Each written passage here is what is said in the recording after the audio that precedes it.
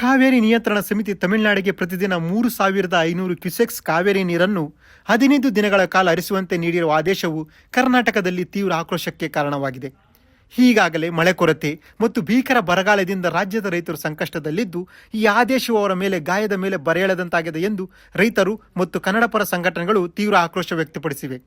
ಶ್ರೀರಂಗಪಟ್ಟಣದಲ್ಲಿ ಮಂಡ್ಯ ರಕ್ಷಣಾ ವೇದಿಕೆಯಿಂದ ಭಿಕ್ಷಾಟನೆ ಮೂಲಕ ಮಂಡ್ಯ ರಕ್ಷಣಾ ವೇದಿಕೆ ಸಂಸ್ಥಾಪಕ ಅಧ್ಯಕ್ಷ ಶಂಕರ್ ಬಾಬು ನೇತೃತ್ವದಲ್ಲಿ ಪ್ರತಿಭಟನೆ ಹಮ್ಮಿಕೊಂಡಿದ್ದರು. ಪಟ್ಟಣದ ಮೈಸೂರು ಮತ್ತು ಬೆಂಗಳೂರು ಹೆದ್ದಾರಿಯ ಕುವೆಂಪು ವೃತ್ತದಲ್ಲಿ ಪ್ರತಿಭಟಿಸಿ ಉರುಳು ಸೇವೆ ಮಾಡಿ ಆಕ್ರೋಶ ಹೊರಹಾಕಿದರು. ಇನ್ನು ಭಿಕ್ಷಾಟನೆ ತಟ್ಟೆ ಹಿಡಿದು CWRCಯ ನೀರು ಬಿಡುವ ಆದೇಶದ ವಿರುದ್ಧ ಧಿಕ್ಕಾರ ಕೂಗಿ ಸರ್ಕಾರ ಯಾವುದೇ ಕಾರಣಕ್ಕೂ ತಮಿಳುನಾಡಿಗೆ ಕಾವೇರಿ ನೀರು ಹರಿಸದಂತೆ ಆಕ್ರೋಶ ಹೊರಹಾಕಿದರು.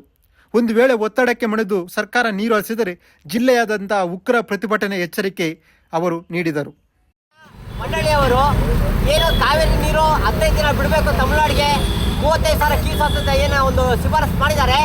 ಆ ಶಿಫಾರಸನ್ನ ವಾಪಸ್ ತಗೋಬೇಕು. ಮತ್ತು ತಮಿಳುನಾಡಿಂದ ಏನು ಕಾವೇರಿ ನೀರು ನಿಗಮ ಏನಿದೆ ಕರ್ನಾಟಕಕ್ಕೆ ಬಂದ್ಬಿಟ್ಟು ಇಲ್ಲಿನ ಸತ್ಯತೆ ತಿಳಿದು ತೀರ್ಮಾನ ಕೈಗೊಳ್ಳಬೇಕು. ಯಾಕೆಂತ ಹೇಳಿದ್ರೆ ಅರ್ಧಂಬರ್ಧ ಬೆಳೆ ಬೆಳೆದು ದಲಿತಗಳೆಲ್ಲ ದಿಕ್ಕಪಾಲಾಗಿದ್ದೀವಿ. ಮತ್ತು ಯಾವುದೇ ಸರ್ಕಾರ ಬಂದರೂ ತಮಿಳುನಾಡು ಪರವಾಗಿ ನಿಂತಿದೆ ಹೊರತು ನಮ್ಮ ಪರವಾಗಿ ಯಾವುದೇ ಸರ್ಕಾರ ಕೆಲಸ ಮಾಡ್ತಾ ಇಲ್ಲ.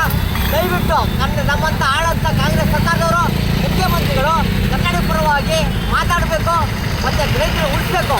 ಹಿಂದೆ ಇದ್ದಂಥ ಬಗಾರಪ್ಪನವರು ಏನು ನಿಲುವನ್ನು ತಗೊಂಡಿದ್ರು ಅದೇ ನಿಲುವನ್ನು ತಗೊಂಡು ಈ ದಿನ ನಮಗೆ ನ್ಯಾಯ ಕೊಡಿಸ್ಬೇಕು. ಸರ್ಕಾರದವರು ಏನಾದ್ರು ರೈತರಿಗೆ ದ್ರೋಹ ಬಗೆಯುವಂಥ ಕೆಲಸ ಮಾಡಿದರೆ ಈ ಸರ್ಕಾರಕ್ಕೆ ಒಂದು ಬಿಸಿ ಪಾಠ ಕಲಿಸಬೇಕಾಗಿದೆ ಮತ್ತು ಮಂಡ್ಯಾದ್ಯಂತ ಉಗ್ರ ಹೋರಾಟ ಹಮ್ಮಿಕೊಳ್ಬೇಕಂತ ಎಚ್ಚರಿಕೆ ಸಹ ನೀಡ್ತಾ ಇದ್ದೀವಿ. ಜೈ ಹಿಂದ್, ಜೈ ಕರ್ನಾಟಕ. ನ್ಯೂಸ್ ಅಲರ್ಟ್ ನಿಮ್ಮಿಂದ ನಿಮಗಾಗಿ.